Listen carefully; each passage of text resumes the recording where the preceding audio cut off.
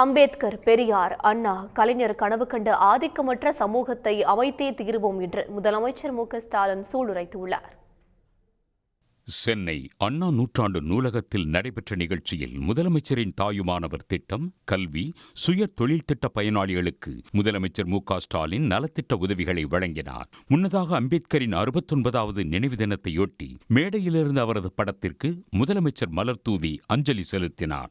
தொடர்ந்து விழாவில் உரையாற்றிய முதலமைச்சர் மு.க.ஸ்டாலின், திராவிட மாடல் ஆட்சி விளிம்பு நிலை மக்களை கைதூக்கிவிடும் வகையில் செயல்பட்டு வருவதாக கூறினார். பட்டியலின பழங்குடி மக்களுக்கான அரசின் திட்டங்களை பட்டியலிட்ட முதலமைச்சர், சமத்துவ சமுதாயம் அமைய வேண்டும் என்பதை அரசின் லட்சியம் என்று குறிப்பிட்டார்.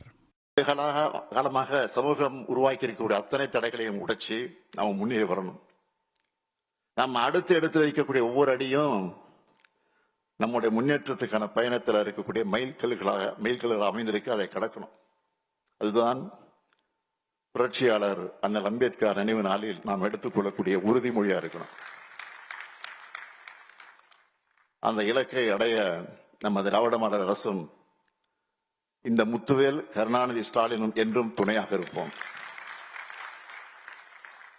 புரட்சியாளர் அம்பேத்கர், தந்தை பெரியார், பேரறிஞர் அண்ணா, தலைவர் கலைஞர் கனவு கண்ட ஆதிக்கமற்ற சமுதாயத்தை அமைத்தே தீருவோம். முன்னதாக பழங்குடியின வாழ்வாதார கொள்கையை அவர் வெளியிட்டார். தமிழ்நாட்டில் பறையந்தாங்கல் உள்ளிட்ட 10 ஊராட்சிகளுக்கு சமூக நல்லிணக்க கிராம ஊராட்சிக்கான விருதையும் முதலமைச்சர் வழங்கினார்.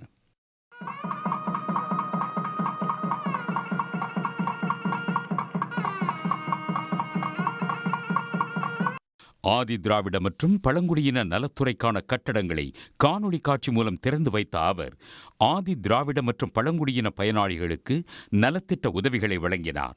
இருளர் இன மக்களின் வாழ்வாதாரம் மேம்படும் வகையில் 4 மாவட்டங்களில் தமிழ்நாடு கால்நடை பல்கலைக்கழக உதவியுடன் ஆடு, கோழி வளர்ப்பு போன்ற திட்டங்களால் 400க்கும் மேற்பட்ட குடும்பங்களுக்கு உதவியையும் அவர் வழங்கினார்.